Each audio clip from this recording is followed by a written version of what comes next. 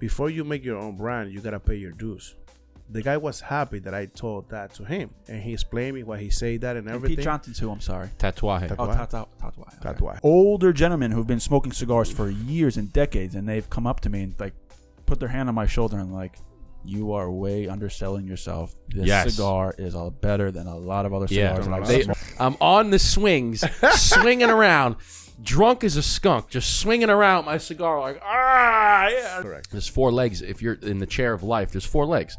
There's a financial leg, a family leg, a fitness leg, and a faith leg.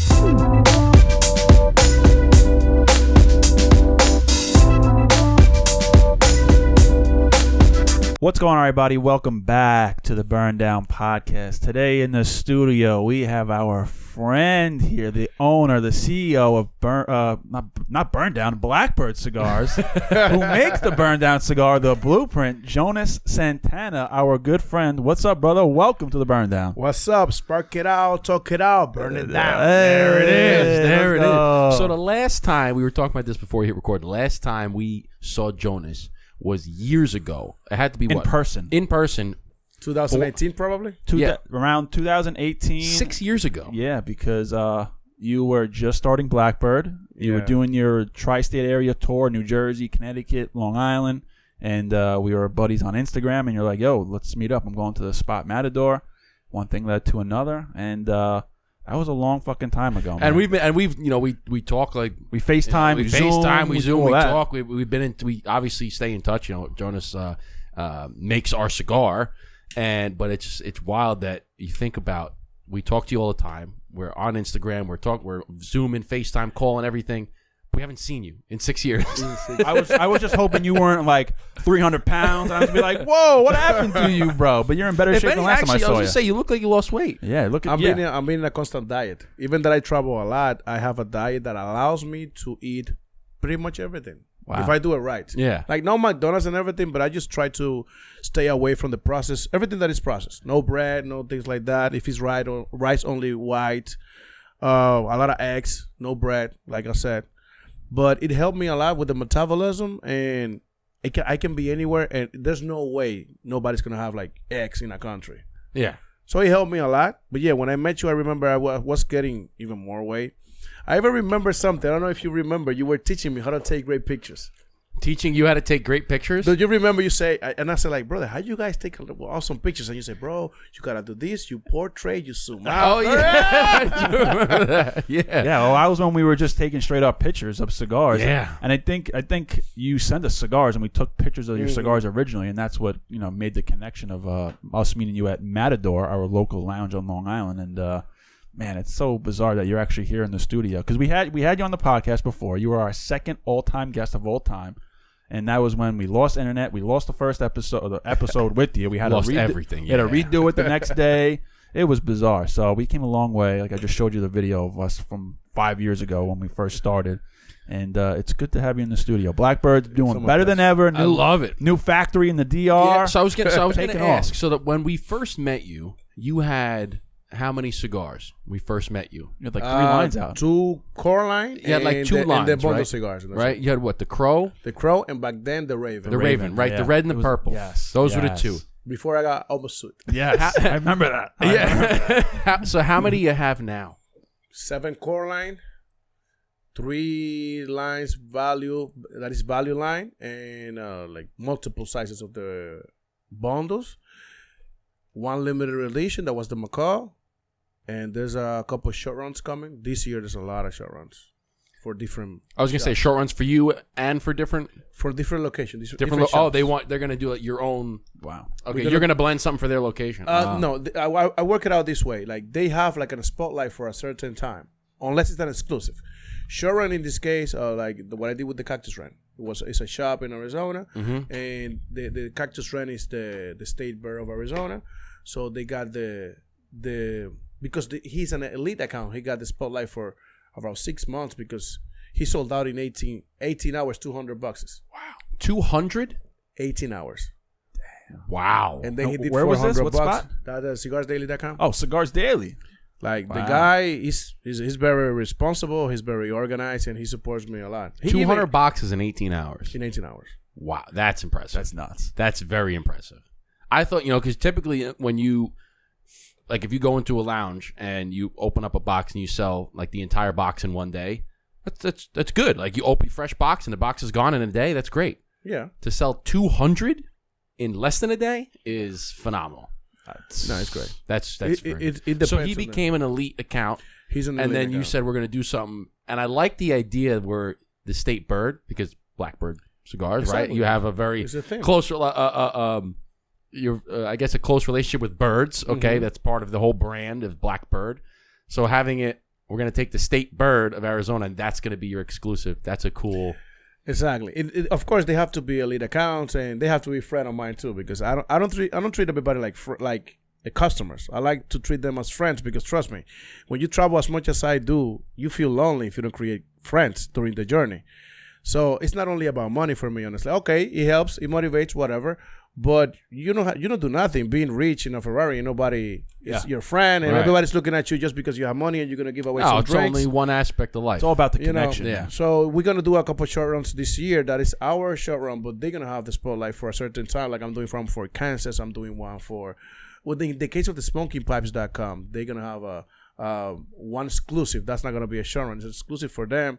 There's a couple spots are my elite accounts. I don't know what I'm gonna do with the Born Down podcast at the moment. Yeah, well, that's something we were talking about offline. Offline, might see the the blueprint in the other cigar. Yeah, well, we're gonna get the next one. Now we haven't released the name yet of the next cigar, but that one's Jonas is making it. If you couldn't put it together, Jonas is making it. Jonas makes all of our cigars, and you guys have loved the blueprint, so you got to give credit where credit's due. Yeah. Okay, him and his blenders. Here, let's cheers to Blackbird and cheers to the Burn Down collab. Yeah. We appreciate you, Jonas. Thank you, brother. Thank you. I have a question for both of you. Who's gonna answer first? You put it in me, sure. Remember when I contacted you guys and I said you guys have the potential to make your own brand.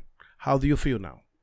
I'm glad you put the life of God in me because I was like, bro, we just started a podcast. What do you mean you're gonna make us a cigar? How do we do that? We're not gonna say how we did it first, but I help you to make it happen, right? Yeah. You were holding our hands the whole way through. How do you feel now? I'm beyond grateful that you came to us and helped us make our brand and make our dreams a reality. Because so for people that aren't aware, right? When we first started the podcast, yes, we had a dream of making our own cigar. It was always a dream of ours.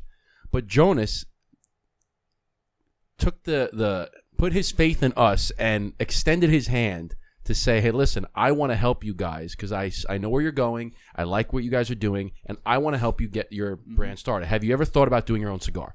And we said, yeah, but we're not really sure how. I'm going to show you the way.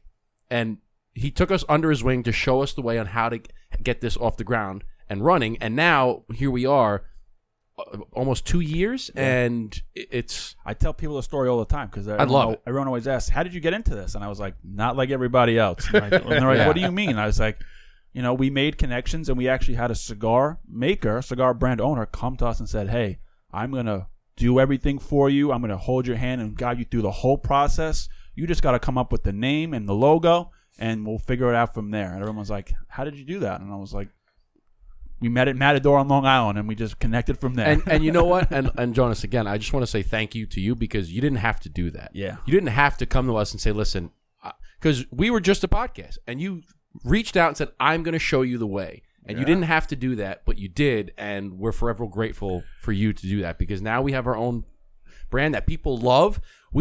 I want to tell you this, you'll be happy about this. So the amount of people that we've converted into cigar smokers because of the blueprint. I was actually at having dinner with my wife's friend and her boyfriend that we hadn't met. Okay, said, hey, we're all going to go out to dinner. Sure. So we go to this place. Are you familiar with Eisenhower Park here in Long Island? So there's a place in Long Island called Eisenhower Park, which had a cigar lounge called the Carlton, which was a members-only cigar lounge, big, nice restaurant, private cigar lounge. They redid the whole thing, turned it into a restaurant, and now they have a members-only cigar lounge on the second floor. Beautiful cigar lounge. You can have dinner there. You can go out on the patio. It's beautiful. We actually did an event there, or shot a podcast. So we had dinner, and the guys were talking about like we were asking what we do and blah blah blah, and I was telling about the cigars, and they said, "Oh," I said, "Do you guys smoke cigars?" Occasionally, blah blah blah. I said, "Well, I have my own cigar." I said, "You want to trade?" He goes, "You have your own cigar?" So I was showing him, and it turns out it's a small world. We kind of knew each other, whatever. So I said, "After dinner, let's go up. We'll have a cigar."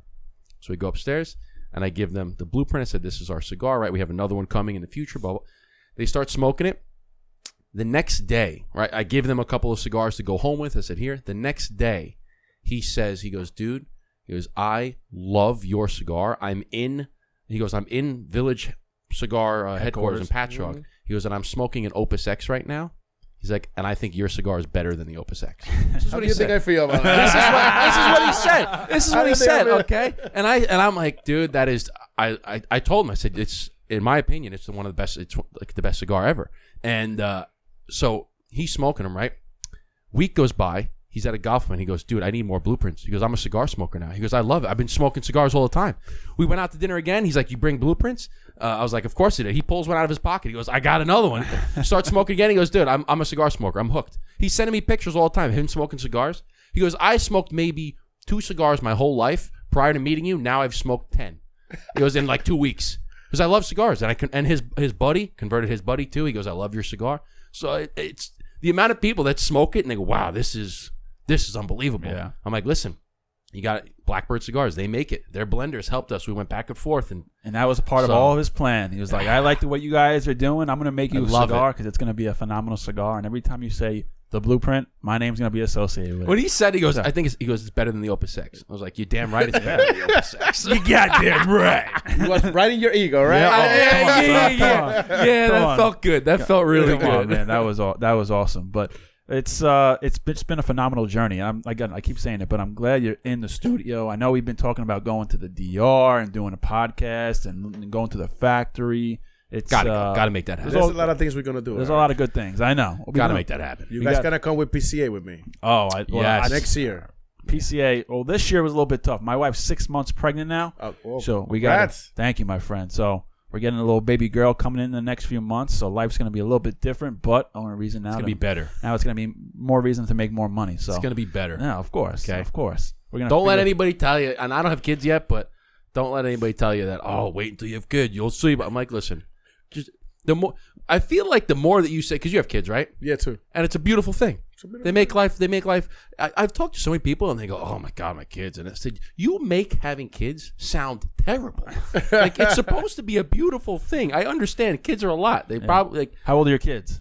6 months and almost 4 months. 4 years, the other one. Wow, 6 months and 4 years. Oh. It's not easy, man. I know, but it's a beautiful thing, right? I will say have beautiful moments.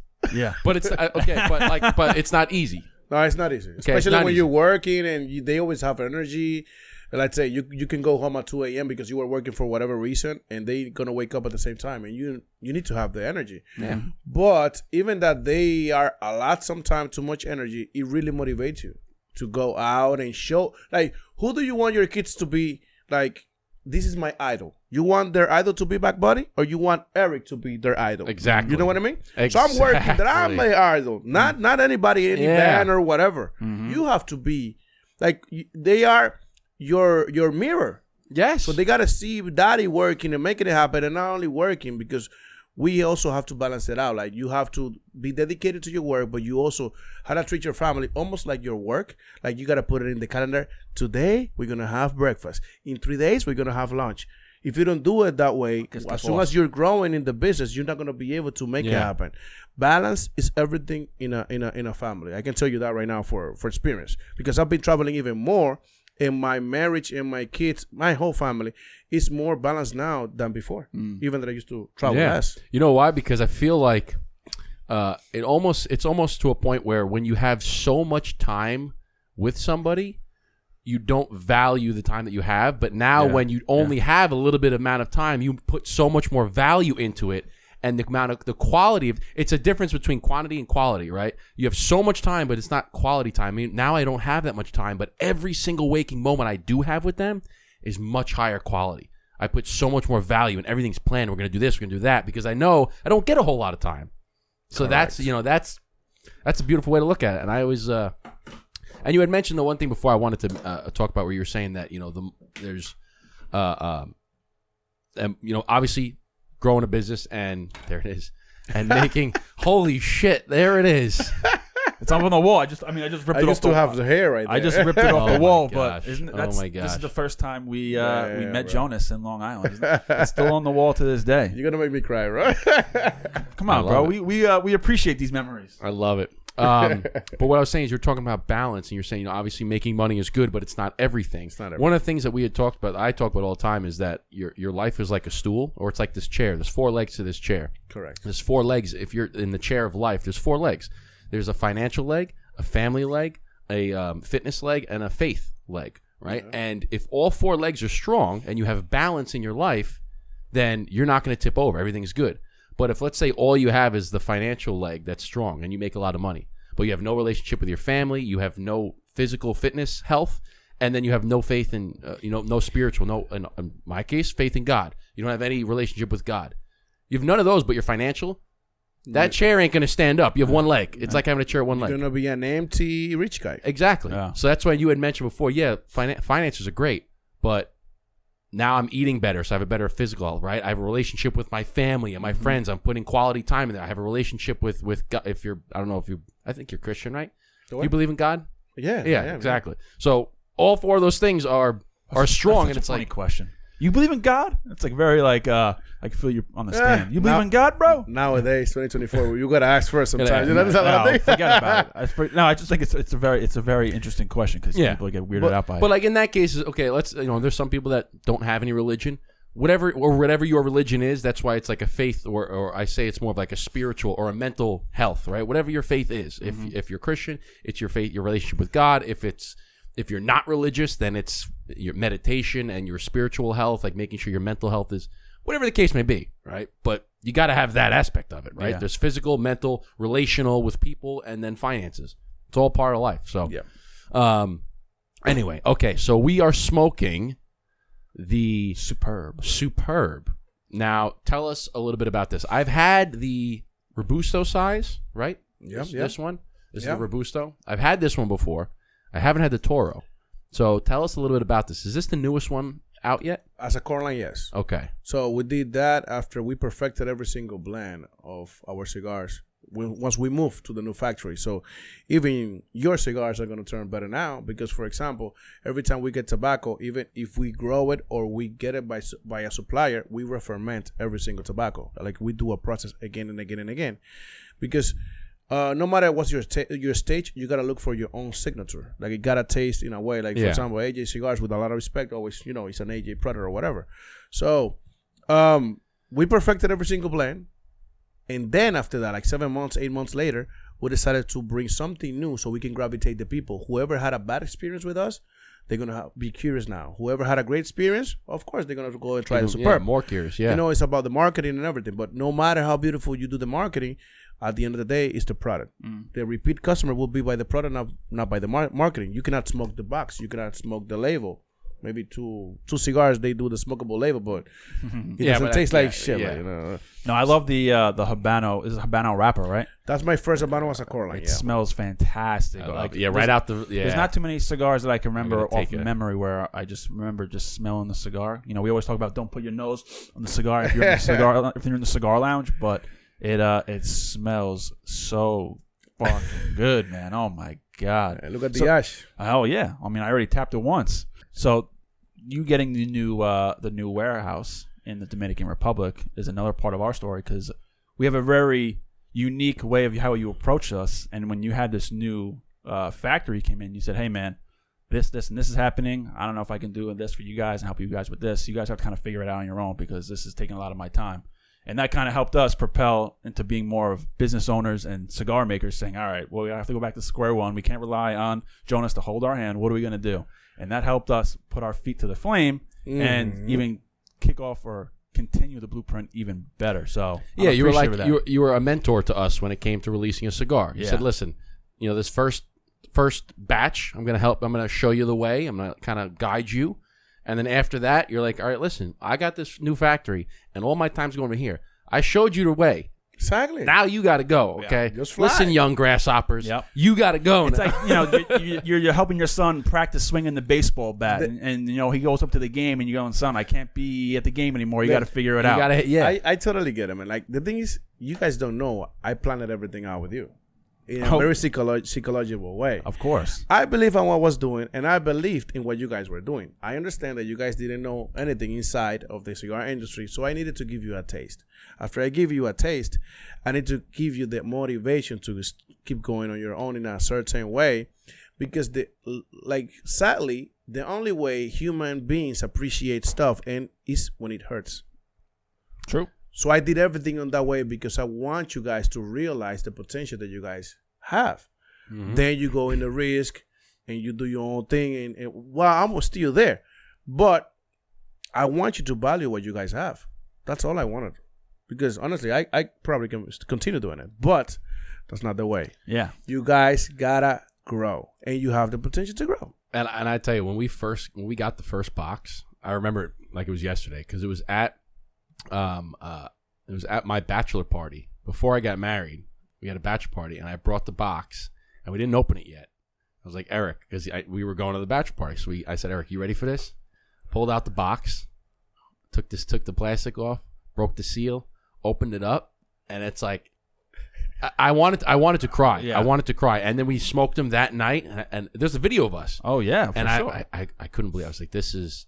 I couldn't. It was like such watching a surreal moment. Watching like your baby come into life. It was like, oh my god. Tell us how it was when you launched like your first cigar. When you got the first box of your first cigar. Let's even take it back. Where did you start in the cigar world, and what eventually made you break out to do your own thing? Well, right now, I can tell you that I haven't realized a lot of things. Honestly, I'm right now in the go mode. But when I started everything, I used to be in another factory. That's when I did the first 200 boxes of the Crow.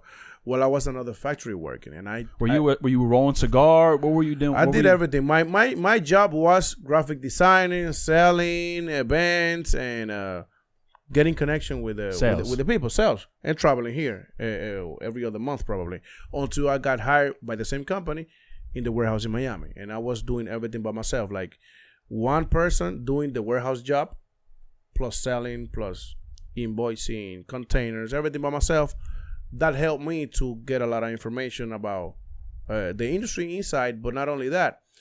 As I was always in the streets, I was able to look what sells, how everybody thinks, what people smoke, how the retailer thinks, and things like that. So my approach to that same company, I told them, I have an idea to make a more refreshed brand for the more vulnerable people. Let's just call it, like the way I said it in my Blackbird things, is for modern mindset people. So how hard will it be, or how easy will it be to convince a guy that already paid $35 for a Davidoff? It's going to be hard. Yeah. Because even if your cigar is cheaper, they don't care. Mm. So I say we need to approach to the people that is 25 to 38, more or less, and I explained that to them. So father say yes, son say no, and I don't want to say too much because I need to respect them, and I still respect them. So I decided to leave like a year later. But when I left, I was still illegal in the country. When you guys met me, I was still illegal in the country. I was illegal. I had pretty much no money. Like we literally started with around $7,000, and that's it. With my brother was the one that put the money back then, and I cry a lot because it was a lot of emotions. But I literally started with a warehouse with a plastic chair and two plastic chairs and one plastic table. That's how I started. Wow. And my graphic designer and I. That's it. And then I took Amtrak and flights and a lot of things in a way that it was a little frustrating, but it seems that hard work pays off. But honestly, you have to be very happy about your projects, but don't ever let your emotion take out your business and your goal mindset. Like, where you going? You keep them separate. You keep it separate. Yeah, all the time, because otherwise you're gonna take bad decisions. Yeah, emotional decisions. Yeah, you don't make emotional decisions. Like you can have your time. Like for instance, during my bachelor party, we had the time where it was like, all right, this is not like a business time. This is a vacation mode. Mm-hmm. We can appreciate the new product. We can smoke it. We can bask in it, and that's the time. But then come Monday, That's done. Yeah. It's go time. It's business. Whatever it is, a couple time goes by. You can take a weekend. You have a vacation. All right, I can sit back and then you can appreciate. But like you had said, you keep them separate. Yeah. Right? You have your time where you're gonna celebrate and get emotional, whatever. But then it's business time. And I'm gonna tell you something honestly. Even that I say like you need to keep the emotions out. Like sometimes you're just human being and you're gonna feel it. Like I remember like 2022, I have a little issue with the quality control and I needed to fix that. So that's why I was waiting the new factory to be up and running. So this January when I was in the TPE and I saw all the effort that I put in 2023, that I took 67 planes to visiting accounts, saying thank you, saying I'm sorry if I fucked it up in a way.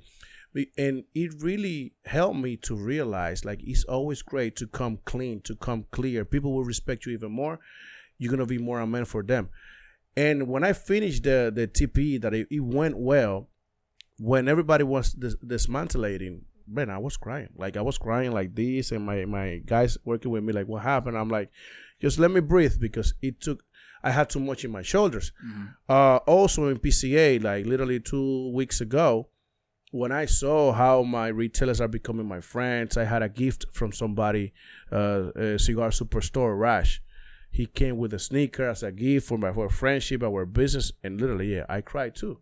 I'm not gonna lie, because I'm seeing that the effort taken by me, my brother, and my master blender, it's really taking off in a great way. So don't get me wrong. Yeah, you need to also appreciate whatever you have. Just don't stop because you're trying to appreciate. There's a lot of things to conquer in the world. Yeah, there's always more. There's always more. And it's kind of like one of the things we say with the podcast too is that we don't, and we've said this on the previous episode, we don't make any money off of the podcast. Like the podcast, it's not like we're on YouTube making, we have 1 million subscribers and you're making hundreds of thousands of dollars on YouTube. You can't really advertise much on being a cigar show because they don't like cigars. It's the cards are against the stack against us already. we don't do the podcast to make money, but what we do the podcast for is to bring people together over a cigar. Yeah. And we will never stop because if there's one more person every day, there's one more person that we could reach with the podcast that might be going through a tough time, that needs somebody to listen to, might be just want a moment of relaxation for an hour listening to the show. There's always one more person. People don't realize how important is your podcast, guys. There's a lot of people that can feel very depressed, and because of you guys, they feel well. And why I know that? That's why we do it. You know why I know that too? Because I have people DM me telling me, like 2 or 3, oh, I was about to commit suicide until I read your slogan and the way you work. Because my slogan is "Can't clean my wings." Yeah, wow, bro, I cried too when somebody told me that. We had somebody. There's plenty of people like that we get. We get messages. Yep. People are like, hey, I'm having a rough time. I'm roughing a week with my kids, and my kids have been a lot. My first time alone. I've been smoking a cigar. I'm listening to your podcast. People are in the hospital. I'm disabled right now. I just had surgery. I can't really do much, so I'm in the hospital bed listening to you guys. It feels like I'm just with the boys hanging out. And that's one reason why we do it. We love people. We love getting to know people. We love bringing people together. And that's why we do all this. And that's how much we talk about it all the time. Is the one we may not have nothing in common, but we have this in common, and that's all you need. That's the only thing that matters, and that can break a bad thought, that can break a bad day. As long as you have a cigar in your hand and a good conversation with someone love, or just met, that can change your outlook on life for the day. There's so many different outcomes that can happen when you're connecting with people, and especially over cigars. And we've always said that you're never in a worse mood after a cigar. Never. Yeah, ever. 100%. I don't care how pissed off you are. If you have you're never worse. You're never in a worse mood after the cigar. You're always in a better mood, a little bit more relaxed. I'm like, that's something to be said, right? It's There's not super a lot of spiritual. Things, it's not the same, right? With cigarettes. People smoke. You may be it doesn't help your mood. You do it for a quick fix. It's done. Have anxiety. Same thing with alcohol, right? Alcohol. Some people you might have but then there's the alcoholics. They're always just down a hole. You keep having another drink and you're trying to fill that void and it never fills. Mm-hmm. That's why you become an alcoholic. So it's not to be said but with cigars, you're not a cigaraholic. No. You're not, it doesn't make you, it's not like you're chasing that void with cigars. You have a cigar and you feel better afterwards. Yeah. When you're still continuing to build your brand, but as you were coming up in the cigar industry, building the Blackbird brand, what was one of the toughest obstacles, moments that you had that you're like, fuck, how am I going to overcome this? Or like, what am I going to do to get past this? The lack of tobacco. But after that, I was very confident. Like, I was opening accounts like crazy. Buying more tobacco? The tobacco shortage? The first 2 years, I opened around 300 shops. I was not afraid about that. I was constantly working away from the family, whatever. Yeah, that was tough. But the lack of tobacco and also the space that I had. Like, I was in a place that I couldn't open more accounts. Like, I just don't have the volume. I can't put out the volume. Exactly. That was tough.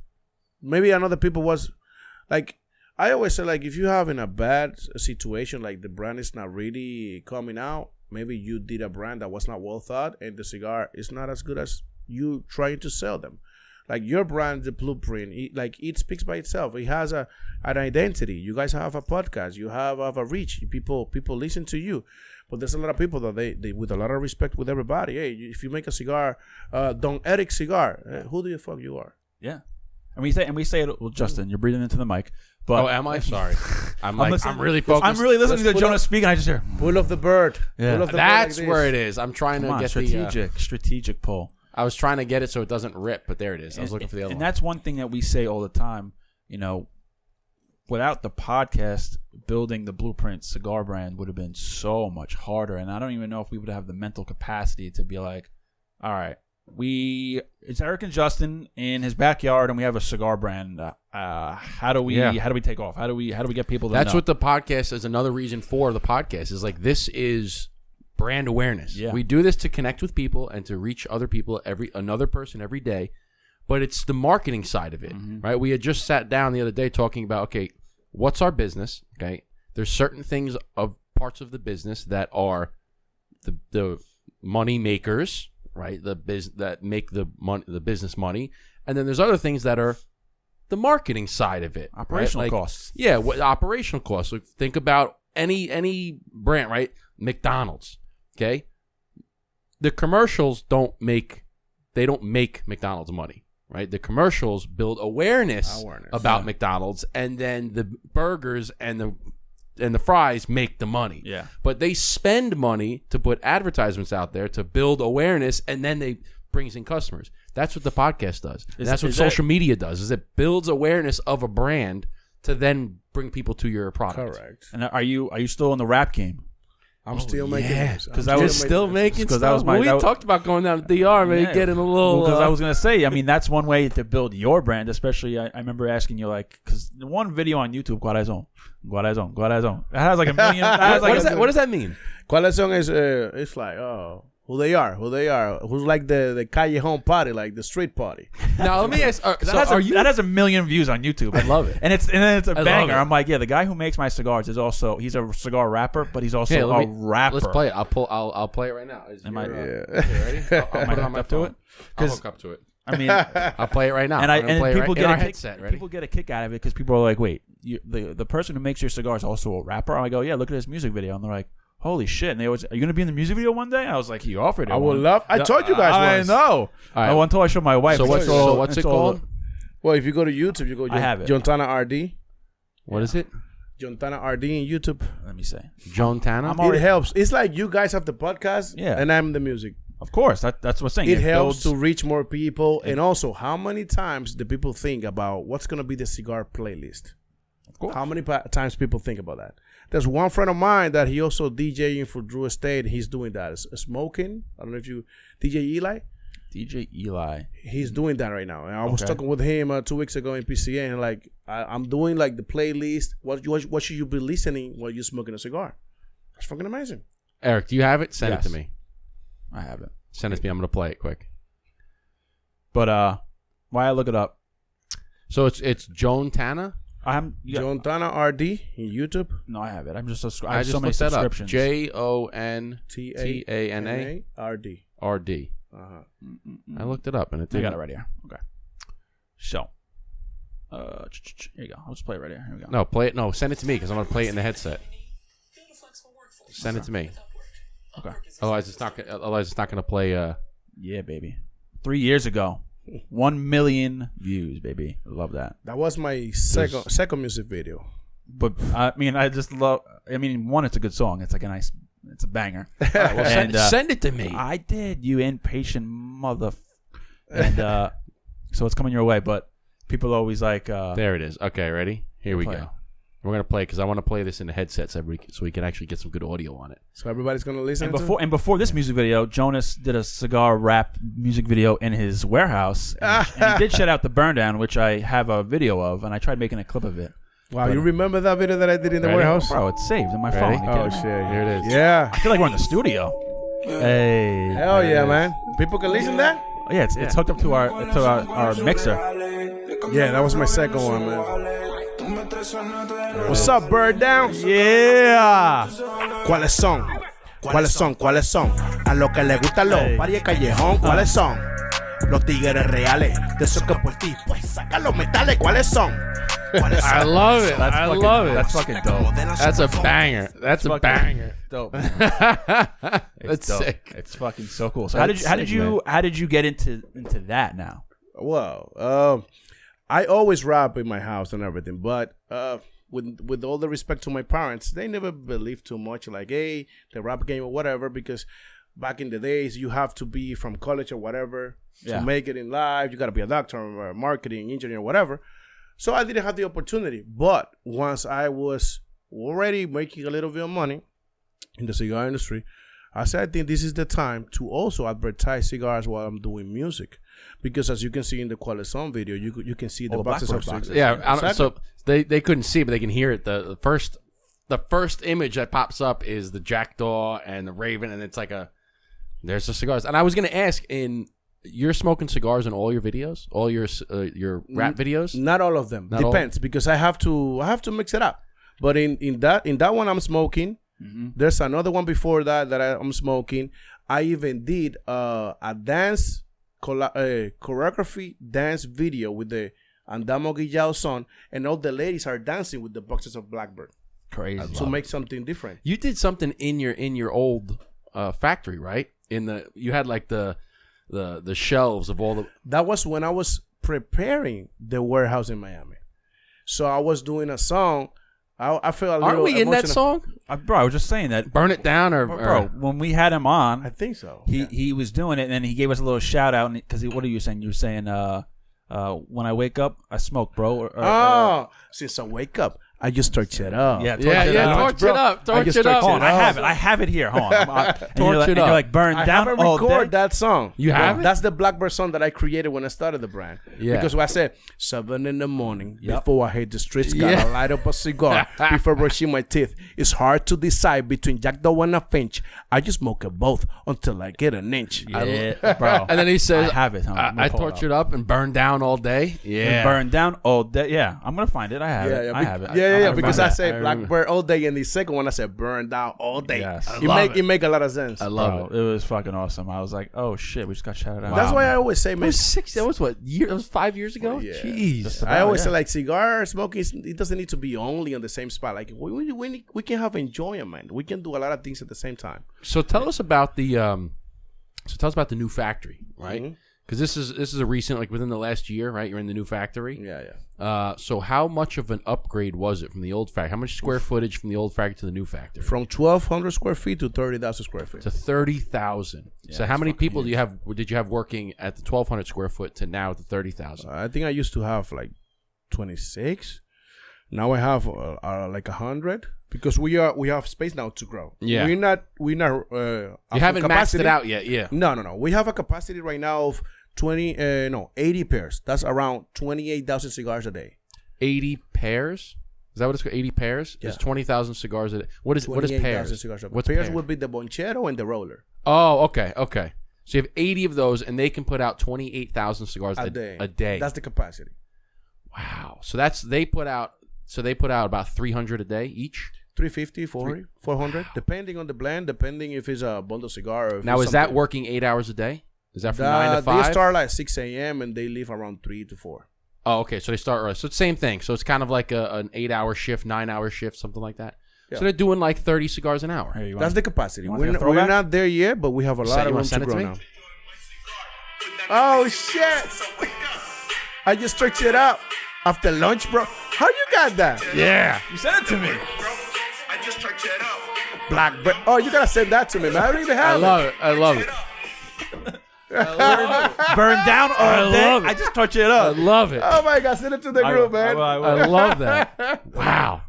Yeah, that was to send a shout out to you guys. Yeah, because we had you on the podcast, and you were like, yeah, I'm gonna do a music video. I'm gonna shout you guys out, and you can put it in the episode. And I was like, perfect, and that's what it was from. I love it. Wow, I that's love it. history right Listen, there. I have everything. I have everything documented, bro. Everything. Love When was it? When did I send it? This is dated on, let's see here, February 6, 2020. 2020. Wow, that's right before pandemic. Yeah. 4 years ago. Holy shit! I just touched it up after work, bro. With my Spanglish, you're burned down all day. That I just Spanglish touched is it up. sick. I love it. is amazing. Love it. That's awesome. I love it. So okay, so you're in a new factory and now you're pumping out 28,000 cigars. Are you Right now, I'm not there. I was gonna say, but that's your capacity. That's the capacity at the moment. That's the max you can get. Okay. Yeah, What yeah. are you running at right now? 10 to 15, depending on the A orders. day. Yeah, day. depending That's on the order. Now, are you running 365 days a year? They were there like 47 weeks a Let year. me ask you this. 47 weeks. More or less, yeah. So 7 times 7 is 280 plus 336. Well, don't forget, in At the about DR, they take a 10,000 month off. at about 10,000 a day. In the DR, they take a month off. So you're so Why? So, You know that, so, right? you're- so what are you doing? That's Come on. what is that? 3 million cigars a year? Let's just keep it that way. Wow. I'm just gonna tell you, this is a team effort. Like my brother, my master blender, and Jonas is always on the road. Dude, that's Everybody plays. Is that a about the role number? there. Is that about the that's It's always a team effort, man. Absolutely. I mean, I'm just doing the numbers in my head, but that's It's a lot of cigars. a lot, you know? Cranking it out, baby. Because 42 times 7 is, like I said, 294 times, it's 3 million cigars a year. My man Jonas be pumping out 3 million. No, I don't think people understand that level of Well, hold on. because when you this is a man who started a business 5-6 years ago, now right? Okay, now hold on. Now Yeah. think about this. Like Crazy. You know, you said you don't want to, you want to keep the emotions aside, but like right now, we can get into the emotions. Come on, this is where we okay? gloat. This is where we get boast. into emotions. Think about this. Rewind to back when you first launched those 200 boxes. You had 2 plastic chairs and a table And $7,000. and $7,000, and now Not even mine. and now you're pumping out 3 million cigars a year. Why do you Think think? about think about how crazy that is in a short period of time. Yeah. I want people to realize that this was maybe 5 years. Yeah, started- Five. He started Less around than the- 10. Okay, Less so than 10. Right. When I got the first factory, first batch of cigar arrived at Miami in 2019. So if we count it 2019. right, So it's 6 years. He 5-6 years. You started around the same time we started the podcast. should we count pandemic year or no? Yeah. Well, that's a struggle that everybody had to deal with. Yeah. Okay? You could have collapsed. And you went from a freaking folding table and 200 cigars in 2019 to now you're doing 3 million a year. 30,000 And I want people to square foot realize factory. that number, because when you're a cigar brand, if you pump out like some of these smaller, and you're still, I guess, considered a boutique brand, right? Yeah. Even though I don't really, I mean, the industry would consider it a boutique brand, but I don't really think that's a boutique brand. I think boutique being like, okay, you have like 1 or 2 cigars, but you have 7 blends with 3 other ones, and like you have a full on brand. That's not boutique anymore. I will okay? say we are working to be a mainstream brand with a boutique mindset. Yes, Because we want to always have a cigar that tastes like a boutique cigar, something that you care about. It's not only about shipping cigars and things like that, and then your cigar is just blowing up smoke. No, we want to treat them as a boutique, even if we grow a lot. because you're doing mainstream numbers. Like that's big boy shit. when you get Why do you think I call 50,000 Jonas cigar- Comandante? He's the fucking he's El Jefe in the house, baby. El Jefe over here. Yeah. But you do like 50,000 cigars, 100,000 cigars a year. Okay, you're building a brand. Okay, 200, 500 million. You're like, all right, million. That's a big milestone. 3 fucking million cigars. That's a lot, bro. That's a lot. After of- work, that's- bro? I just torched it up. Shut up. I'm just trying. I just want to let the people know, because a lot of people that are listening don't have the insight. They don't think about that numbers. They say, okay, I see, Drew Estate, Padron, Davidoff, whatever, and they see the cigar and they take it, they smoke it, but they don't think about, all right, how many cigars a year are they making? Staying on that topic, I wanted to ask you. With this whole boot. El Jefe. I like Comandante. That's the word I like. What's Comandante mean? Commander. Because I used to watch the What does El Jefe mean? The boss. The boss. The boss. That's what that means. Well, the reason why I say Comandante because it's different than El Jefe, but I used to watch The Sopranos, and in The Sopranos, there's an episode where Tony Soprano goes to Italy, and everyone calls him Commandatore. So when I used to work with my cousin, a lot of his guys were from Guatemala, Honduras. So I would call my cousin Commandatore, and they said no, Comandante, and I was like, oh, all right, that's Spanish, that's a better version of it. But with the boutique cigars, do you feel like this shift in the cigar industry where the bigger brands are picking up on the little trends with social media, all these boutique brands coming out? Do you think they feel threatened by these boutique brands that are coming out, like yourselves, like us? With a lot of respect to them, because we gotta respect to them. Respectfully. They are watching us. They're watching us, and they have to. I remember when I started doing my Blackbird thing as a brand. Like, even the big guys didn't do a lot of Instagram. I was one of the first doing it, and I blow up in Instagram first than a lot of people. Then now they don't stop doing Instagram. Yeah, of course. And I remember I put that trend. You guys also, like as an influencer, you guys did your thing. But there's not only that, Eric. I can say that the marketing we're putting out, boutiques or whatever the size, it's not only that great. Like, we are making better cigars than a lot of people. Yes. Than a lot of people that have made 40 million cigars a year.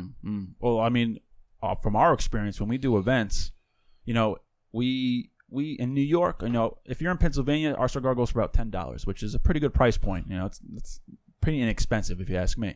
But in New York, you have the 75% tax, so it goes up to $15, $16, $17. I think it's like $16.10 in Matadors. Right? And there's a lot of people, older gentlemen who've been smoking cigars for years and decades, and they've come up to me and like put their hand on my shoulder and like, you are way underselling yourself. This cigar is better than a lot of other cigars that I've smoked for years. They tell us that we should go. They tell us that they smoke it. They said this is. We've had them at the events at that we'll do, and then when we sell them at the events, they'll come up to us and be like, "Listen, I know this cigar is like easily a $20 cigar, easily 100% more than that." And we tell them, and we tell people all the time, because I remember you had advised us prior to going into production and selling. You had said, listen, when you come out with a cigar, and we both had the same mindset. When you come out with a cigar, you can't come right into the market with like a $25 stick. So you can't do that because you want to come into a market and you want to play in that $10 to $15 range. If you're too cheap, then people are going to see that you're a cheap cigar. If you're too pricey, then people are like, well, who do they think they are? You can't sell that. So we came in at the right market, even though we could sell this cigar for $20, $22, $23, because people say if it was $23, I would still buy it. We said no, we're not going to do that because we want to put a cigar out there that is high quality, that everybody's going to enjoy, at a price point that everybody can afford. Because once you get to that $20, not everybody is going to pay $20 for a stick. People want to go in and get $10 stick, $11 stick, $12 stick. It's still the price point there is still enough where people won't shy away thinking that it's low quality. Like if you have a $3 stick, they're like, the hell is that? But it's not too high where they're gonna I don't know, pay for that. So we're right in that range when we came out, and you had advised us, listen, that's kind of where you want to go. You want to be in that range right there, like $12. That's a good range to for your first cigar. Because then you want to come out with some more, and then you come out with a limited release, and then it's a little bit more money. But right there, your first cigar has got to be in there. And we hit the nail on the head. Took off. Everybody's like, you got to sell that for more. I'm like, no. We're going to keep it here. Not yet. No, but you could be making so much more money. It's not about the money. We want to build the brand and make people aware, like, this is us. And we want you to enjoy it. Yes, we could sell it for more, but that's not what we're about. Yeah. High quality product. You enjoy it.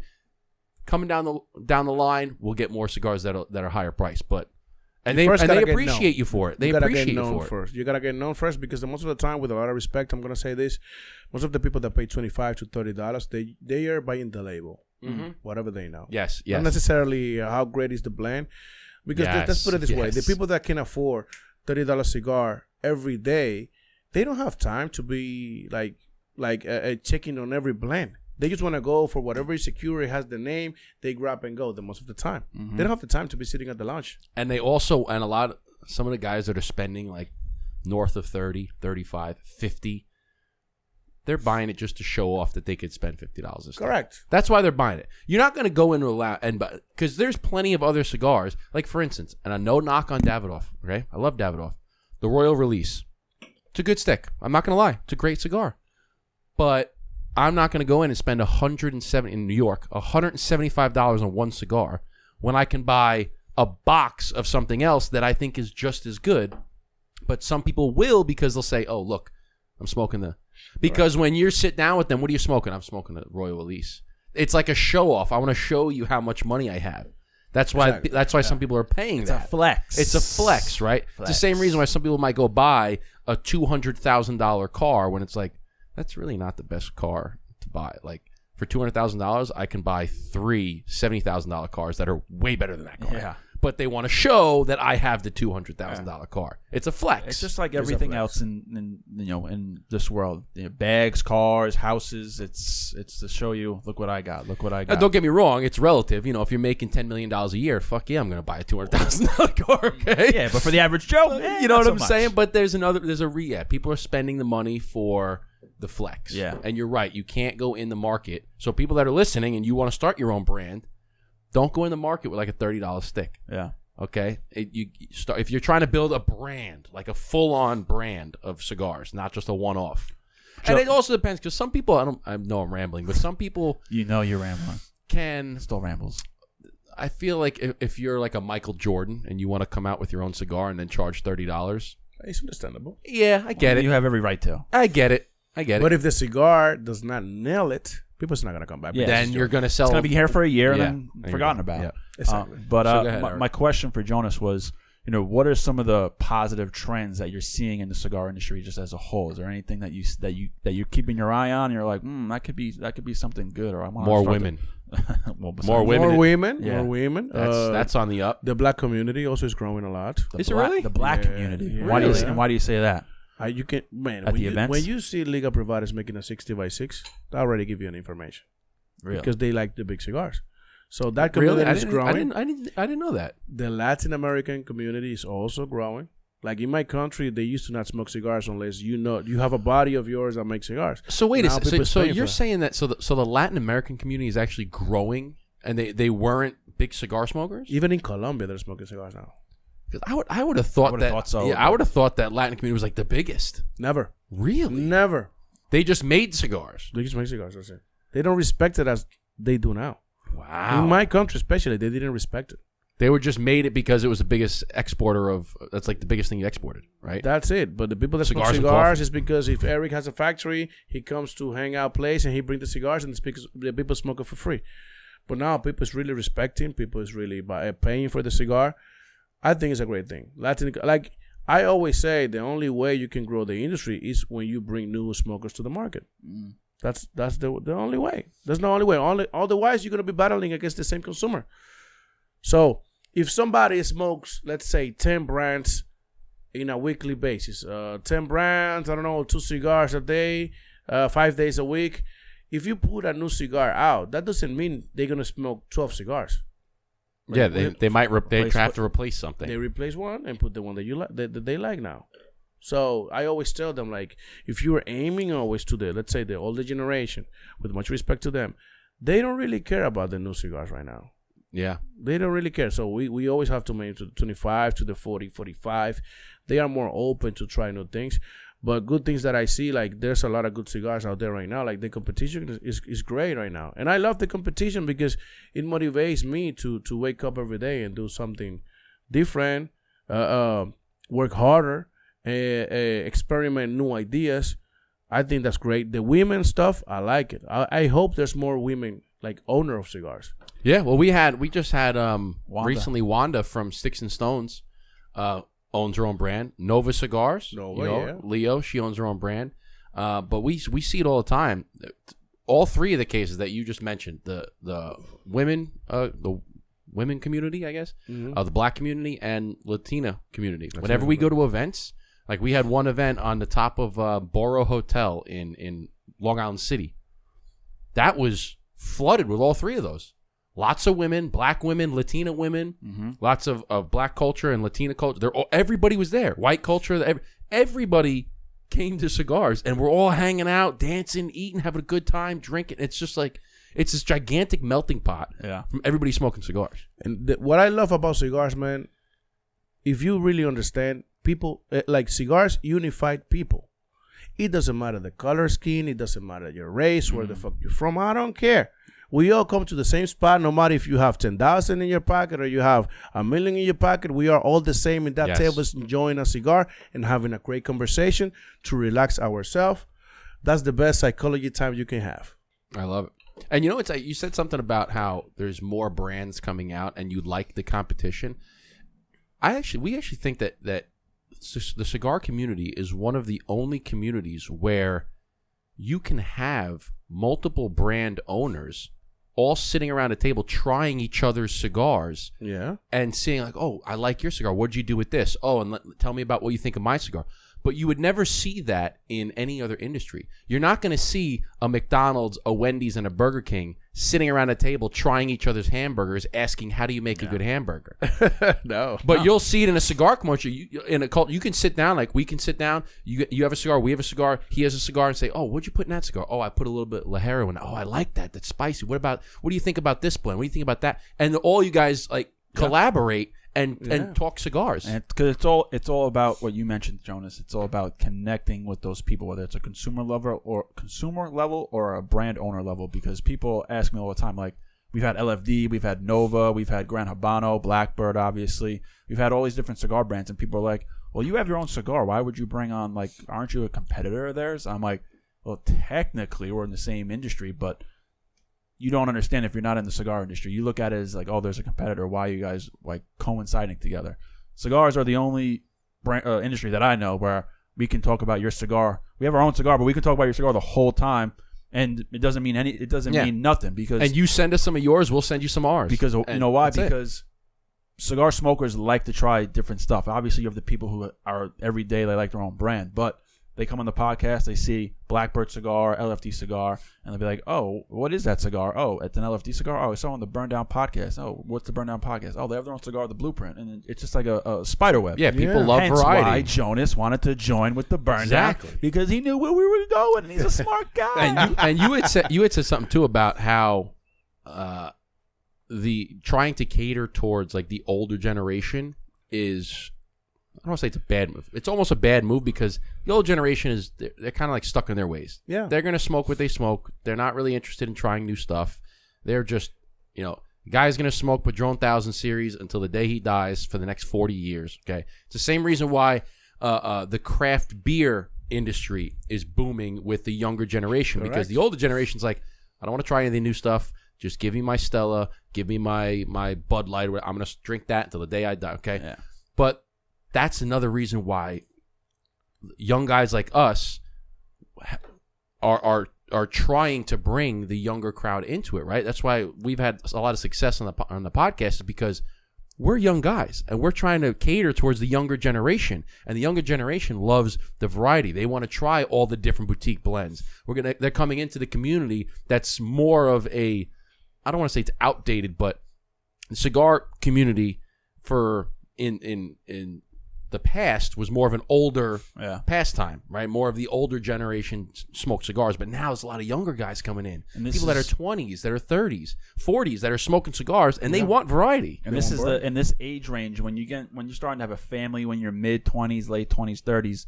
This is when guys and even girls are starting to pick up different hobbies, and it's usually, what is it? Whiskey, cigars, fishing. It's usually one of those things. Like, a lot of guys are like, hey, I found your podcast. I just had a family. I'm just trying to start into cigars because I need some kind of outlet to try something different. And, we're in a good space right now being in a young crowd in an older generation, because they look at us, because guys our age are watching podcasts, they are on social media, and they see cigars. And that's the reason why they want to try it out and get enticed, because it's something else to do. It's a hobby, and it's a fucking cool hobby to do too. There's a gentleman that actually on Instagram, he's got two accounts. The one account is the Cigar Door. It's like that single humidor. I don't know if you've seen that. The single cigar humidor. It's like a single travel humidor that's got the hygrometer on it, and it's a product that he came out with. But he's got his own personal channel, and the name escapes me at the moment. But I saw him post something about how bringing people together from different cultures, right? It's him and his neighbor, okay? And I don't know where they are, but he's a black man, and his neighbor's a white man. And he goes, every single weekend, me and my neighbor, we get together, and he posts about it. He goes, we get together, we pour ourselves whiskey, we light up a cigar, and we talk family, we talk jobs, we talk God, we talk he goes, and every weekend, he goes, and this has been going on for 6 months. He goes, my neighbor just moved in, and he goes, now I consider him my best friend. We're brothers. Every weekend, we sit down for an hour and a half or 2 hours. We have whiskey, cigars, we talk stuff. And he's like, and it's my best friend. And it's all because I like cigars and he likes cigars. Yeah. He moved in. He saw me smoking cigars. Like, hey, can I smoke a cigar with you? Sure, come on over. Yeah. Next thing you know, best friends. And it's because of cigars. And it's a hobby where you spend a lot of time together. Because me and you can like working out, but we can only work out for 30 minutes, 40 minutes, an hour, and we go on our merry way. And you get tired of working out in one. And day. you don't have conversations. And you don't exactly while you're working out, or even if you can do the same thing with drinking. But drinking, if you drink too much, then you're kind of both like raw. Exactly. But with cigars, you can smoke 2-3 cigars in a day with the same guy, and it's like we're still hanging out, we're still doing this. Like I remember bringing my buddy to a cigar lounge once, a guy who I converted into smoking a lot of cigars, Blueprints. I said, let's go to a cigar lounge. He's like, all right. And I said, I guarantee you we will meet somebody and have a great conversation with them. He's like, okay, sure. So we go to a cigar lounge. We're having a cigar, and we had one. Didn't really the guys across from us didn't really want to talk. They didn't really do this. Okay. So he comes to me. He goes, I want another cigar. I go, perfect. All right, let's light another cigar. We go, another cigar. And then a couple of young guys come in. And they start funning around with the lighter, and they can't get the matches lit. And I go, all right, I said, watch this. I said, you guys need a lighter? And they're like, yeah. 3 young guys. And we ended up talking the whole night. And he's like, holy shit, man. And one of the guys who I talked to, now he's a Suffolk County PD cop. When the Blueprints came out, he bought a box of Blueprints. And I still talk to him on Instagram to this day. But what other industry can you do that? Cigars unified people, man. I always tell them. It's crazy. It's nuts. It's a beautiful thing. It is, and it's when you have your own brand, it's like it's just even better because you're a curator of memories, exactly. Good times. You're right? the reason why they're there. It's crazy. Mm-hmm. It feels great. It feels great. You have to like people to be in cigars. If you don't like, you can smoke cigars and like people, but 99% of the time, if you smoke cigars, you're a good guy. You're a good person to have a conversation with, and it's a very unique industry. We can't explain it. I love it. I think one of the greatest things is when you're doing events and people are smoking your cigar, and then they come up to you, like they get your cigar, they light it up, they go about their business, they're smoking it, they come back to you and they go, that was like the best cigar I've ever had in my life. And you go, thank you so much. I'm glad you enjoyed it. He goes, can I buy a box of them? We're like, sure, you can buy a box. And they go, I love that cigar. That's such a great. And the feeling that you get by giving somebody else that level of enjoyment it's why you do it. Jonas does that 3 million times. Yeah, he does that 3 million times. So Jonas, you had said that you travel quite a bit. That you've been on 67 planes you said last year. Or something last year, yeah. This year he's already on his 23rd. I know. It's crazy. Well, backstory, Jonas just flew in from LaGuardia right to the podcast studio. So shout out because he's doing New York, New Jersey for the next week. So tell us about where has this business taken you? Like have you been international? I mean, you're from Dominican Republic, so you've been international, but has it taken you other places? Has it taken you to Europe yet? Have you gone? Oh, yeah. So where have you gone? Where has this business taken you? And a part 2 to that is, what is your favorite state to go to for cigars? Okay. So, right now Europe sells, I have 9 countries selling my product there. Wow. It helped me with the vacations after I go there. Of course, I bring my wife and everything. That's cool. So every time I go and do my tax thing. write-off. Yeah. Tax write-off, baby. You know how it is. We got to do business over in Europe. So, yeah, after I do my thing, then she comes and we take like a week off and we go and meet some countries. Besides, what's the best place for cigars? Or what's what's the best place that you visited that you've had the most fun? I have fun everywhere, but the thing is, I like by food probably. If I go to New York, I love the food here. There's a lot of things to offer. If I go to Austin, I will love the brisket all the time. Chicago pizza. I'm sorry, Chicago guys. It's not better than New York. There we go. Yeah, let's go. I'm sorry, but it is what it is. What about in Europe? What's one of your favorite countries in Europe? Italy. The pizza there is amazing. Pasta is amazing. The beer. Spain is very cheap and you can eat and drink a lot. The German sausage. The people from Netherlands are crazy. They drink a lot. more than us Dominican Republic people. We drink a lot. They drink a lot, huh? Yeah, they drink Netherlands, a lot. they probably smoke a lot too. And I'm not talking about cigars. Yeah, but when they smoke cigars, they probably smoke 15 cigars in a day. Really? Yeah, bro. I have customers that they smoke 15 cigars like nothing. What did you think of the beer in Germany? I liked it, but for some reason, I had a better experience in Belgium and Spain. Had a bad experience? I don't know why. Really? I have a better experience in Belgium and Spain as far as beer. The German beer is definitely stronger. It is strong. Yeah. It is good. It is great. It is great. I have to go probably there when it's I think it's September or before September. They do like a beer festival. Oh yeah. I have to go there to really try it better. The thing is, I haven't hung fun. out too much in Germany because I think it's very quiet for me.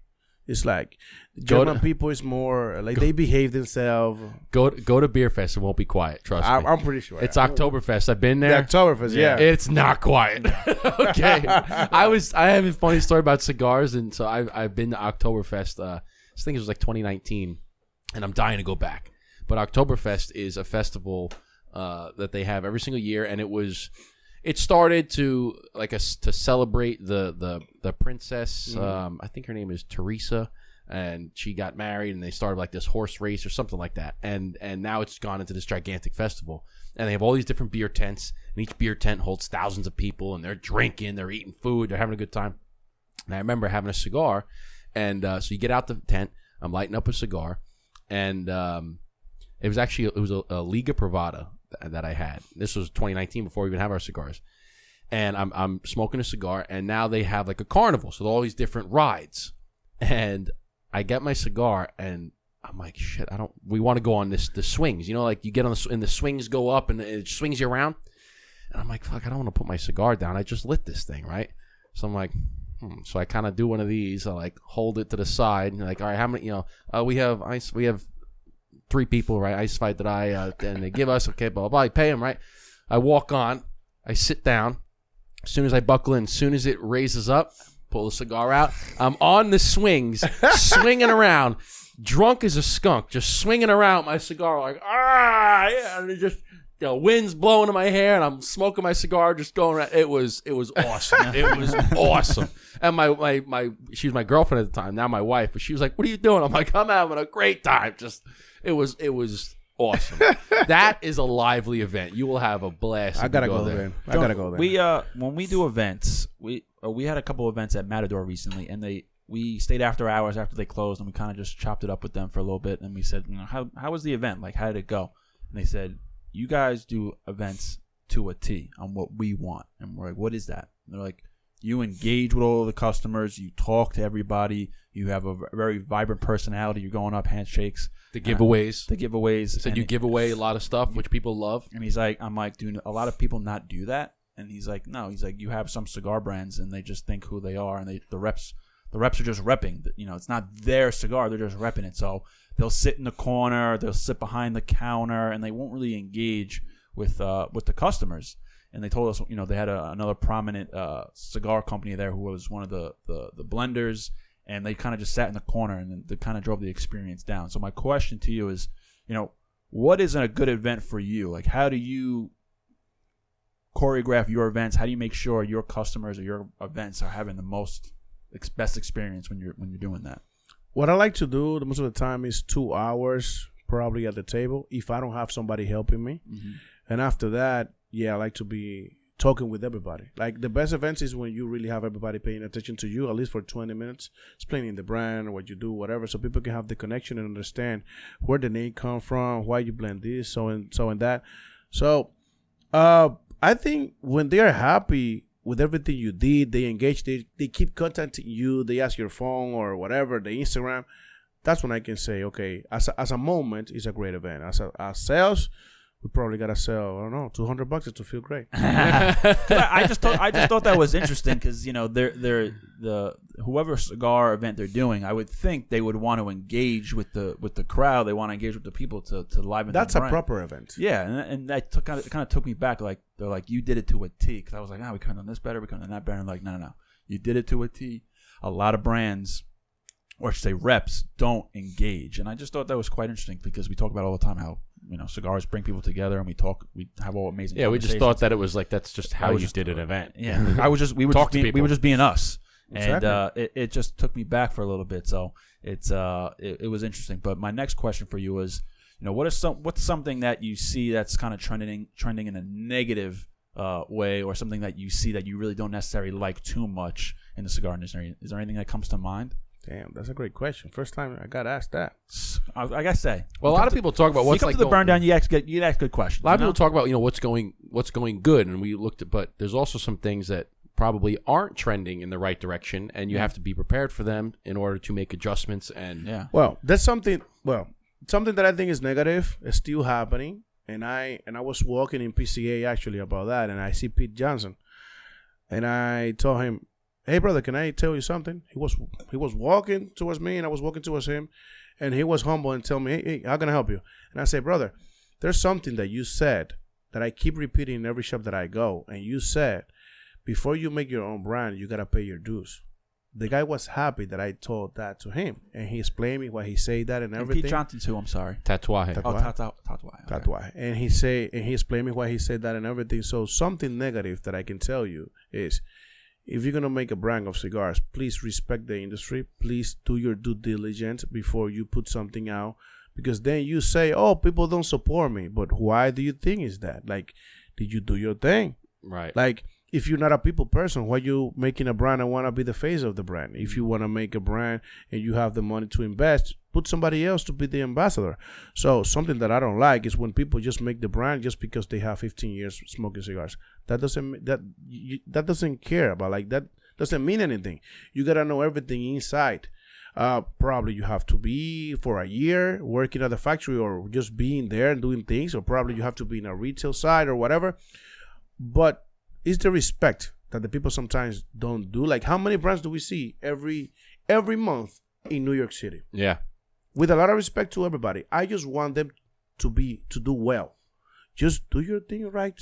Yeah. Before you put a cigar out. That's why I believe what you're doing. Because you do see a lot of brands, and that's one of the things that we made sure, which is why we went through, I think it was 13 different blends before we came out with the blueprint. You guys did it properly. Yeah. We said, because there's so many times that people, how many factories do you know that'll have some blends that are just laying around that aren't very good, or they'll just say, hey, give me that one, put my name on it, and let's sell it. I said, yeah, but that's not the way to go about it if you want to build a brand, because that means you're just taking some reject cigar and slapping your name on it and calling it yours. It's like, but did you actually blend the cigar? Did you go through tastings to make sure that cigar is good, or did you just take something off the shelf and then put your name on it? We tasted this cigar in this very podcast studio many times. 13 different blends. I remember it. You'd sent us 5, and then you'd sent us 5 more, and then there was 3 on top of that, and that we finally picked one. But that's why the cigars had so much success. That's why your cigars had so much success, because you're actually putting the hours into it and making sure that it's a quality product, not 100%. Just slapping your name on something. Absolutely. Because that's a slap to the face of, like you had said, you're disrespecting all of those people that put in the man hours, all of the master blenders that have been doing it for decades. Yep. That's a slap to the face saying, oh, you've been doing this for decades, but I can just make a cigar in a week and put my name on it. Well, Jonas, you can't. After the first iteration of cigars that you sent us, we had our rating system. I think the best one out of that, we rated like an 89, and we're like, oh, we can make this one so much better if we do this, and you're like, guys, hold on. Before you even do that, I'm going to send you a whole nother batch, and you guys are going to smoke all of those, and I don't want to hear from you until you smoke all those again. Mm-hmm. Exactly. And we're like, okay. And then we found one in that second iteration of blends a little bit better, and you're like, all right, what do you want to do now? And we're like, all right, we want to do this, this. And he goes, all right, it's notated. We had your master blender. He spoke all Spanish, no English, and you talked to him in Spanish. He said they want to do blah, blah, blah, blah, blah, blah. He said, okay. I remember it. Chocolate and... It was we said chocolate and leather. Yeah. And what's leather in Spanish? Leather. Leather? Same, yeah. And I remember being online. It was either around Christmas time or so. I remember we FaceTimed him. He was sitting there with his blender. Yeah. And I remember being in Portchester in Neri's Bakery waiting to get pastries for Christmas. And people are looking at me all funny because I hear people talking in Spanish. They're talking about cigars. And people are like, what's this guy talking about? And you're like, I got what you want to do, but I'm going to send you a couple more. And you have to smoke all those before we have this final blend that you want. And that's what we did. We smoked all 3 of those, and we said, that one was really good. Can we finally put our touches on it? And you're like, all right. And that took what, like 6, 7, 8 months? Yeah. That was a But it was tasting. It was tasting after tasting after. Yeah. And what people don't realize that I think we've mentioned it a couple of times, but just to reiterate, we put together and this will kind of back us up as to why we feel that we did it the right way. We put together a tasting score sheet, right? We had 10 categories on that score sheet. We had the look. You got it on your phone still, don't you? Yeah, I'll read it off. Justin being the engineer that he is, he engineered a rating sheet. That's great. I wanted to make sure that it was And I was That's why every time go. somebody tell me, "Oh, I want to make a private blend with you," I always tell them, "I only gonna make it happen if you listen." Okay, you listen because I need to tell you things. Then you make it your own way because it's your own brand. But you gotta listen. Like, you cannot tell me that you're gonna make a cigar another day. Like, you guys tell me when I have 14 years in this. Let me guide you a little bit. Then make it your own way. Probably your palate is better than me in some other stuff, but whatever. But I don't say better. I don't want to say better. Different. Or different. Different. That's the word. Because nobody's palate's better than somebody else's palate. It's just different. But we had 10 categories. First category was the look and the size, right? The second was the smell. Then we had cold draw.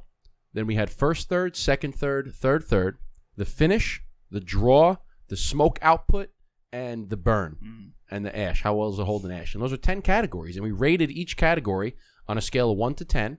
And then we later shifted it a little bit. And some categories were, we put a scale from 1 to 8. And some categories we put a scale of 1 to 12 because we felt that certain categories should hold a little bit more weight than other categories. Like, for instance, the flavors, the first third, second third, third.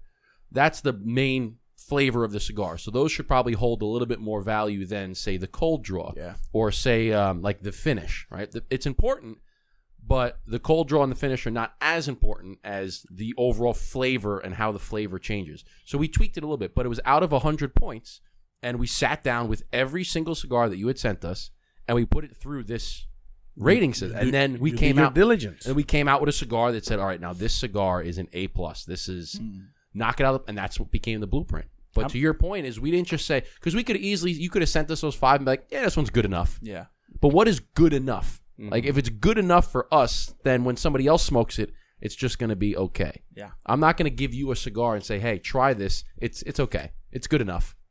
Then you're going to be like, wait, you made it and you think it's good enough? Yeah, what does that mean? What does that mean? No, I want you to give me a cigar that said, try this. It's fucking amazing. Jonas, then you're going to be like, oh, okay, well, now I want to try a cigar. When you're blending or tasting or you're starting a new cigar, how many cigars are you smoking like in a day? Superb, we did 51 blends. 51 blends. No tax on it. 51 blends. So you went through how many cigars is that a day? 51 iterations of the wow. So what was that? Yeah, and over how long of a time? How long of a time? But like, what goes into that? What goes into 51 different times? Burned out palate. That's why we call it the Superb. The Superb is the bird of the paradise. So when you have that's a bird. That's a bird. The Superb. Bird of the paradise. The bird of the paradise. Wow. So the thing is, when you have like probably 2 years without taking any vacation, and then you go to Hawaii and whatever, and you just arrive to paradise like that's why that's how we felt at the 51st. So sample 51 different blends. 51. And not one time out of that whole 51 times you're like, all right, this is the one. This is no. We didn't like the other 50. Wow. It didn't nail it. The 51 was That's crazy. No tax on it, man. I'm serious, like that's incredible. And how many other people are smoking the cigar with you? Boo, my brother, Master Blender. There's his sons. Pretty much everybody at the factory was helping. Wow. Everybody at the factory shipping cigars here and there, whatever. Yeah. So how many cigars do you smoke a day? Depends. I have days that I don't even smoke nothing. I didn't smoke nothing yesterday. But when I'm in events, probably I do 4 or 5. When you're blending, how many do you smoke? Bro. I remember you saying originally 10? when you first had you on, you did like 7, 8 cigars a day. My Master Blender does 22 in a day. Does it get to a point like after a certain amount of cigars where you kind of stop picking up a lot of the flavors? Of course, it's overwhelmed. I always do a sparkling water. I do goat cheese. I do things that you do try goat to help. cheese. It's amazing for that. Really, it refreshes it. Really, the cashew helps. Cashews, okay. Yeah, nuts help a lot. That's funny you say that because whenever I'm having like a cigar in the afternoon or something, I'll come out have a cigar. I'll come in here have a cigar. When I get inside, first thing I grab is nuts. I'll have like a piece of dark chocolate and some good. nuts, and it's Dark chocolate, like the black chocolate, that helps a lot. that's actually a great pairing with cigars. Oh, yeah. One of the pairings that I've told people a lot. First off, I mean, coffee and cigars, fantastic pairing. Okay, but what I've said is that it's underrated is wine and cigars, and especially if you do a nice red wine with a piece of dark chocolate and a cigar, that combination is heavenly. That is a very good combination. Yeah. And I also say, because one of the things that I compare when I'm talking to people about cigars that don't really know about cigars or about premium tobacco, is I compare it to wine. Because I said, listen, wine is made with one ingredient. That's grapes. Okay? Some wines might put some sugars and others, but premium wine is made with grapes. That's it. Mm-hmm. Just grapes. There could be different grapes from different regions, but it's just grapes. And different grapes will produce different flavors. So if you have a wine from like a Brunello from Italy versus a Cabernet from California versus a Riesling from Germany, or a Gewürztraminer from Germany, or a Pinot Noir from Oregon. They have all different flavors, but it's just grapes. That's it. Cigars are the same thing. It's just tobacco. That's all it is. So tobacco. But it's different regions will produce different flavors. Correct. And when you put them together, you'll have different flavor combinations. And they go, oh, wow. I said, so that's another reason why wine and cigars are such a good pairing. There's only two ingredients. It's grapes and tobacco. And that's why when we send cigars internationally, when we have to put what it is, we put handmade art. Handmade art. Little loophole. Hopefully no one in the... it is. It's handmade artwork. And before I pick up any blends, I like to stay 3 days without smoking anything. And I watch what I eat, because depending on what you eat, if you drink too much, you're not going to be able to really appreciate everything. And when I like something, I then pour a little bit of rum, because it really enhances the flavor. Like, you can literally do your retrohale, and then when you smell, just by smelling the rum, and then you retrohale again, it will give you the same notes 3 times. So it depends. So that's something that I do when I do the component tasting events. I put everybody crazy with that. You know what I bet does the same thing is coffee. Coffee helps. That's what do you do in Macy's when they show you the clones? Yeah, you smell the coffee, then that's the same thing. You know, we actually used that when we were going through the rating system. We were talking about the smell and how does it smell. You'd smell the cigar, smell some coffee, clears out. Smell the cigar again. Correct. Smell the coffee, and it. That's why I say you guys did the right work. The rum, I mean, the Cabo de Oro, I don't know if you ever had it, but you're a big tequila guy, but it's very sweet. And to me, it's almost just as good as rum, because the tequila, this tequila is just sweet with the cigar. Do the retrohale right now. I was just getting the cigar ready to do the retrohale, which is wild. So should I drink it or sniff it first, you said? Retrohale first. Okay. I'll do the same. Hold on. Let me get a drink of water. Hold on. Live.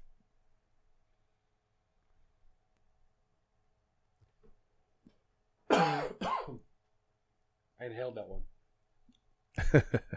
Okay. Smell it now. Okay. Now smell the. Smell it, but like a very deep. I don't have nothing now. But very, very deep. Yeah.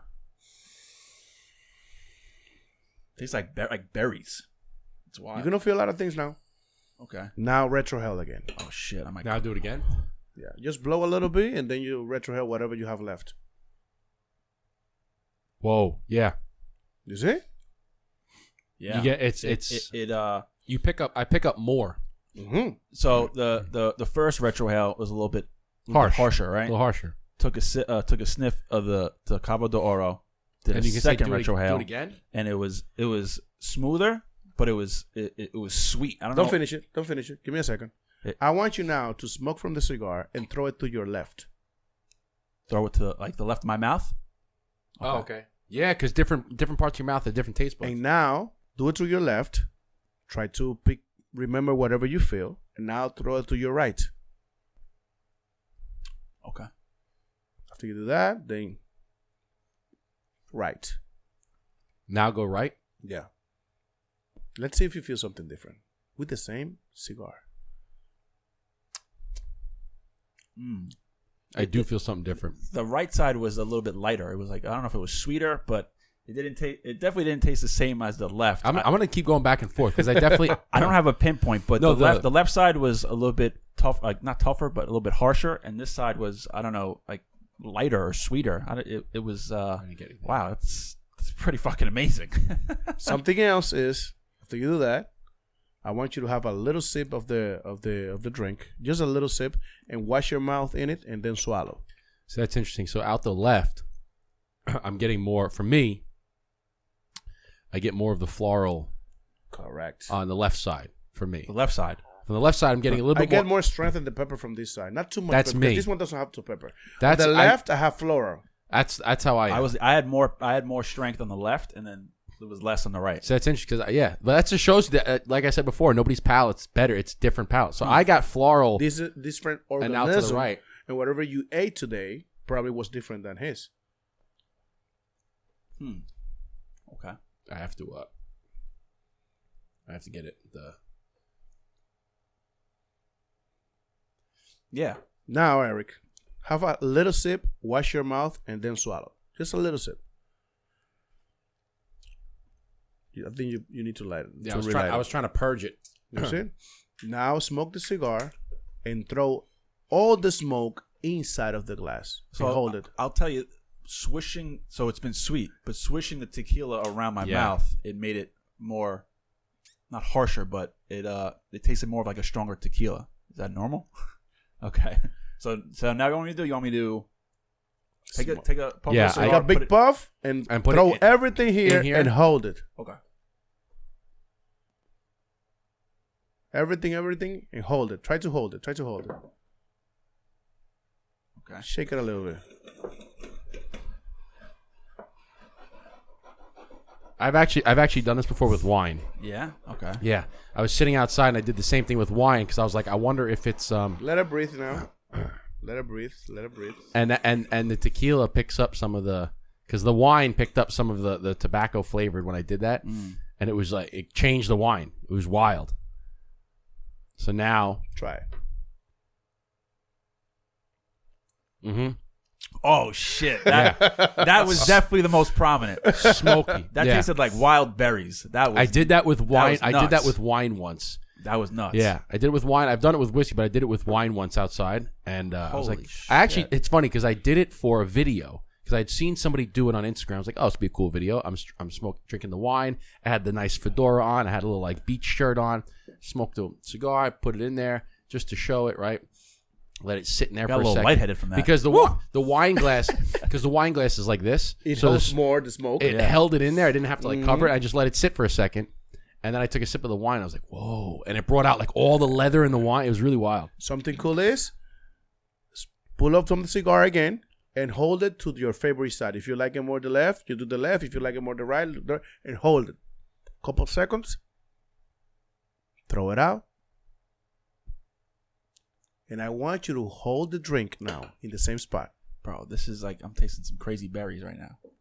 It will, man. And if we do with the different cuts of meat and gold and all that, oh my god, it's crazy. Well, that's so hold it in that side.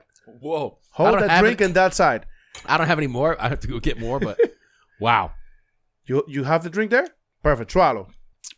Now smoke the cigar and throw it to that same spot. That's wild, dude.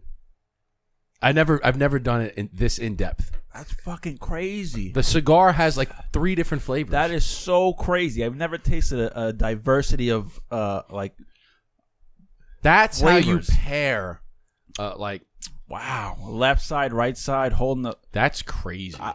It tasted like a wild berries. I don't know what kind of berries it was. It's probably enhanced. It's gonna turn sweeter depending on the cigar. Yeah, that's crazy. And if you have like, for example, not even if you don't notice, your palate right now is overwhelmed. I will do like a medium churrasco or steak, and that will clean your palate like that. Wow. And that fat and the juiciness, it will help you to smoke the cigar like you just light it up. You know what else I just did? Wow.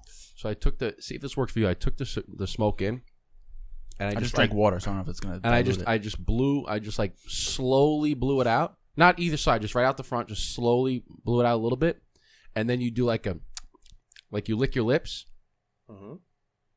and it was like another whole different. That's like more like a heavy. What is that? It's like a deep chocolate maybe.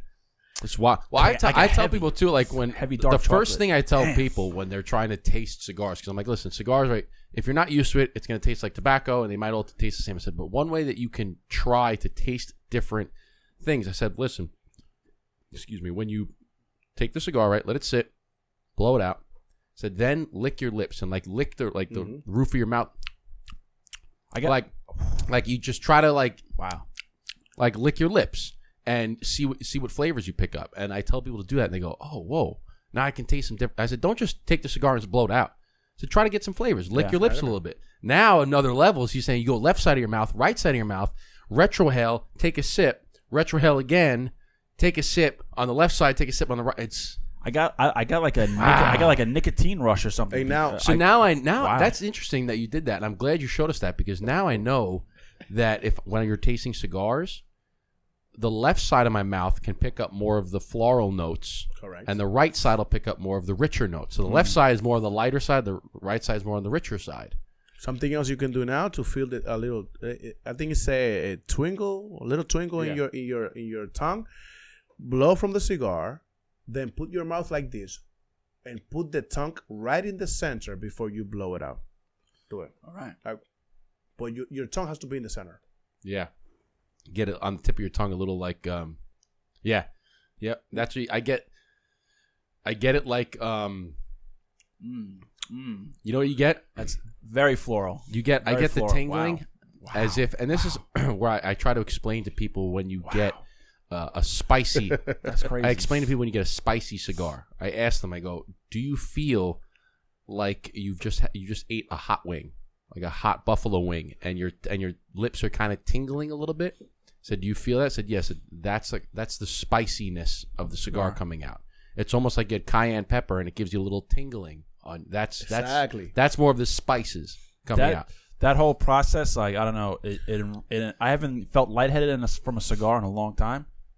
That definitely And now you guys have a task. Now you got to figure it out which is going to be the best beer for the blueprint. Damn right. What's going to be the drink? Every time you do an event, people need to bring. Yeah. What's going to be the taste? I mean, I've always said that for me, coffee and bourbon are the two. I love coffee. Black? I can go either way. When I was younger, like how I got introduced to coffee was light and sweet. Mm-hmm. Lots of milk, lots of cream, lots of sugar. One day in college, I ran out of sugar in my apartment, and there was 5 feet of snow on the ground. I was like, well, I'm not going to get sugar because I can't leave my apartment. So I was like, you know what? No more sugar. And I had little cream. Now, every morning, I drink it with like a splash of cream, but I can drink it black. Like if I'm having an espresso, just black. So I can go either way. It kind of just depends on the mood. If it's really, really, really good coffee, I'll do it black. Sometimes do a cappuccino, right? Sometimes I'll do a little bit of cream, and it kind of depends. But with bourbon, I just do bourbon straight, and it changes the flavor of the cigar. If I'm having a blueprint with coffee, it tastes one way. If I'm having a blueprint with bourbon, it tastes a different way. Mm-hmm. Blueprint with wine tastes a third way. Mm-hmm. And you had mentioned before with food. I tell people also, I said, whenever you're trying a cigar, I got to take a leak now. I know. I always say try. So bad. I always say try the cigar. If you try a cigar and you don't like it, said give it some time. Try another one, because you might have ate something or drank something that day that doesn't really agree with the cigar. Hence why you won't like it. But then try it with something else. Like for instance, you might have a cigar and you had just ate chicken or fish, and you try the cigar and you're like, I don't really like that. But maybe that cigar is meant to be paired with steak. Go have steak and then try the cigar, and you're like, oh, this is different. Correct. Or you're drinking white wine with a heavy cigar. It's not really what that's for. The heavy cigar is more for like bourbon, a rum, more of something a little bit stronger, maybe red wine. Try it with that. Maybe it tastes a little bit. That's it. And now I want more tequila. Something that I like about when it's Connecticut, I light up the Connecticut, even though I don't smoke too much Connecticut. And most of the time it's a little bitter because it's Connecticut wrapper. So I smoke the cigar with the Connecticut doesn't have as much flavor as like a Mexican San Andreas like ours does. Yeah. Okay, exactly. So you have the bitterness of the Connecticut. Then you drink coffee black, no sugar. You smoke it for, I don't know, a couple minutes. Then you add a little bit of sugar, sweeten it a little bit. And when you drink that, it's like a ruler. You have the sour and you have the sweet. So bitter, sour. When you do that transition after you, man, it gets your palate to right to the center, and you're gonna be able to enjoy the Connecticut cigar even more. Wow. It's all about pairing, man. I love it. Love it. Yeah, we got to do more pairings. And this is the beautiful thing about cigars that people. It's like a whole side of cigars that people don't realize. Like you can have cigars where it's like, all right, I'm on the golf course. I want a cigar because it relaxes me. I'm smoking a cigar, and you're just kind of going through it. It's smoking a cigar just for the act of smoking a cigar. But then there's a whole side of it where it's like, no, you can smoke a cigar and change the flavor of the cigar depending on what you eat, depending on what you drink. Exactly. What side of the mouth? Like, there's a whole nother side of it. That is a beautiful thing about cigars, man. I love it. So we're an hour. We're a little over an hour and a half. All right, good stuff. Well, Jonas got me a cold sweat. I'm sweating now. From doing that whole scenario. That was crazy. Well, speaking of food, I hope you're staying because my wife just cooked dinner for us. Oh yeah. So wow, nice. She cooked a miso glazed chicken with rice and vegetables. I think that sounds fancy. I don't know. Get free food, baby. My wife's a great cook. So, but Jonas, we're gonna come to the end of the podcast here. We appreciate you coming all the way down from the DR, from Miami, from wherever you came from definitely LaGuardia. I know that. But we like to give the red carpet to you. People already know where they can find you, but plug away any new cigars, where people can find you on social media, any upcoming events this week, next month. Where can they find you? What's up and coming for Blackbird? Well, in Instagram, Blackbird Cigar, Jonas Santana. That's my personal stuff. I want to thank you guys for having me after a couple of years. First time I'm here. I really wish you the best. Thank you for being in a partnership with Blackbird. All I want with the people is, man, just make sure this unified people. We need to bring more people to this so we can enjoy something that is the best coming from nature. It's tobacco, smoking cigars. And you know how it is. Can't clip my wings because we spark it out, talk it out, and burn it down. That's it, baby. Amen. So if you like this episode, please hit the like button, hit the subscribe button, hit the bell. Check out Jonas on all his platforms. Check out Blackbird Cigars. Check out the blueprint made by Blackbird Cigars. And if you're listening, whatever podcast platform you're on, give us the highest rating. Share it with your friends. Check us all out on social media. We love you guys. God bless. And Eric, I don't have any more, but what's the... We like to say cheers, chin chin, and salute, my friend. Thank you, Jonas. I gotta sip. I gotta sip. Woo! Burned out all day because you touch it up. Hey. That's it.